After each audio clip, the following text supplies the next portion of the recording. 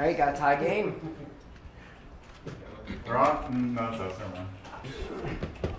Did you score first or last? First. You're losing it. Who we got over here? No, we want to make sure it's Red fair. detection? Like, I don't know if that's something new. Where's that? You'll see it. Like around the outside? Yeah. Outside of what? Huge Like, and like blurry here? right now. Yeah, you'll see, well, when you're not playing, they'll be like, it'll tell you where you're getting hit from, Okay. and it does look a little different than it has in the past. Is it kind of like Gearsy or something? Like Yeah, red, it looks red? a lot bigger. Okay. Is that what you're seeing too? Is that what you're talking about?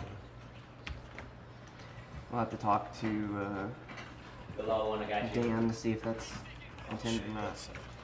That's not. Okay. Yeah, that big fuzzy one. QA, or quality assurance, is one of the most important and often least visible areas of game creation.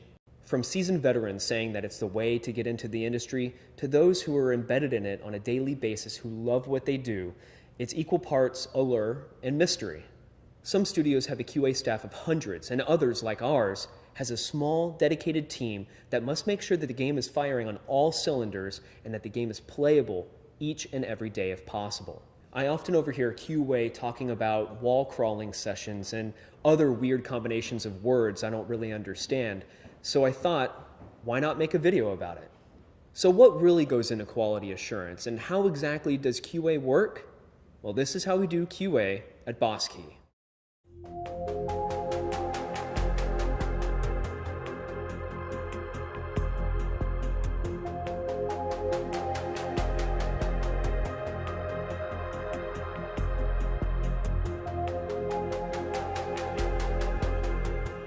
From the beginning here at Boss Key, there wasn't a preconceived notion on what QA should be.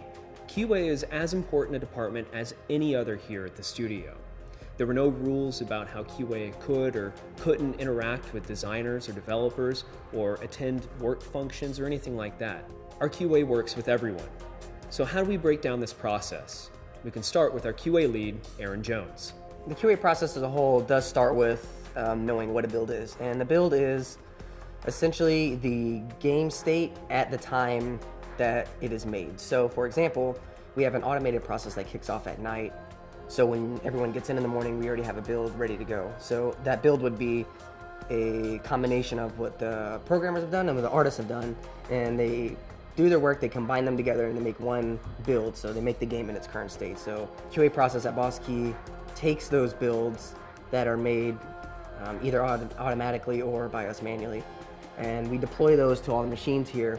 And in the morning, Jason and Jake back here kind of deploy the build to all these machines, and then they run through a smoke test. And that smoke test is just kind of going through everything as quick as possible, but still able to test everything thoroughly. It's kind of a, here's the build, here's how it's looking so far this morning, and it's usable. So they'll go through all the classes, make sure all the abilities work. They'll go through the maps, make sure kind of the maps that we intend on playing that day work. They kind of test them out, make sure it's good, and they compile a report. Say, here's what's working, here's what's not working, this build is okay, this build is really good, or this build is unplayable, and they send that out to everyone. So everyone kind of has an understanding of the build on that day. As Aaron deals with the day-to-day management of the build, our QA testers, Jake and Jason, dive deep into the smallest and biggest offenders in the realm of QA. Since LawBreakers is a multiplayer-only game, balance is absolutely key. So down to the basics, wall crawling is you're almost literally crawling around the walls of the map. The main thing you're looking for is to make sure, one thing, obviously, that all the collision is there. This is one of the most basic tests that we'll run through. Usually in larger maps, we may grid out the map. We may print out a top-down view of the map, grid it out and assign it to different people. That would be their area, their specific area. They do anything and everything in that area that they can do in the game. This might include shooting the walls with bullets, shooting the walls with projectiles, trying to walk through the walls, anything that can break that collision, that player and geometry collision. A lot of the areas that one might not think about wall crawling is the outside of the playable space areas. People love breaking games. They love going where they're not supposed to, where they're not. We don't tell them they can't go there. Obviously, we want them to be able to go everywhere in the map. But these areas could have very severe consequences if there's no collision there. They can go completely under the map. They'd have view of everybody. There might not be collision on that side of the map because you're not supposed to be there. As you can see, Jake is going through all around. We saw a little area there that didn't have any geometry.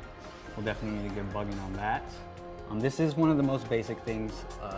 Talking to many other testers, this is probably the one thing that they hate the most because it's tedious. You're literally walking against walls all day. And if you don't have good collision, if you can't navigate the map properly, if you can't shoot through things and not shoot through things that you're not supposed to, then the game is broken.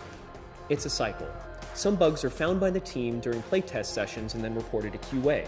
Other times, QA finds bugs before the playtest sessions and they have to put the playtest on hold until the bug is fixed. More than anyone else, these guys understand every single detail and know that even the smallest bug can break the biggest game. So a game-breaking bug, usually we find during our initial smoke test of the day. First thing we do is get a bug in, get all the valuable information. If it's crash, get logs of the crash, running in debug. If it's a gameplay breaking issue, we'll get videos, we'll explain in the bug why it's a game breaker. And that's the top priority, get that fixed. Everything's on hold until this is fixed. We can't have any playtests, and everybody loves playtests, so they're definitely gonna fix that right away. At the end of the day, constant iteration and playtesting is what it's all about. What's cool is that everybody here at the studio wants to play the game each and every day. Playtests here at Bosky are definitely part of, they're a major part of the QA process and the company as a whole. I've seen in the past, and other people have mentioned this as well, at companies they've worked for, and I've even read about it, how playtests for them have been kind of something they don't want to participate in. They either don't like the game, or maybe they just don't want to keep playing the game. They're not having much fun in it. There's various reasons, too much work to do. Here, we have too many people that want to play the game, mainly because everyone's really passionate about the game and they enjoy playing the game. And if you enjoy what you're working on, enjoying what you're playing, you really have a stake in how the game is made. If you're kind of apathetic about how you're going to go about something, then you're really not going to put that into your game. So the fact that everyone here, it gets incredibly emotional, and there's some harsh words thrown around about how playtests end up, and smashing keyboards, like, that's either really good or really bad. Hopefully it's really good. So far, so good. We love playing it. The road show that we've been on, everyone has enjoyed playing it. We brought people in who enjoy playing it, so I think that's really going to work out for us. QA is different depending on where you are. From studio to studio, the minutia may vary, but at the end of the day, it's all about delivering an experience that is playable and balanced. Here at Bosky, we're all QA testers to some degree. If you missed the previous Dev Diaries, head over to our LawBreakers YouTube page to check them out. For news and updates, follow us at Bosky and at LawBreakers on Twitter. From everybody at the studio, thanks for watching.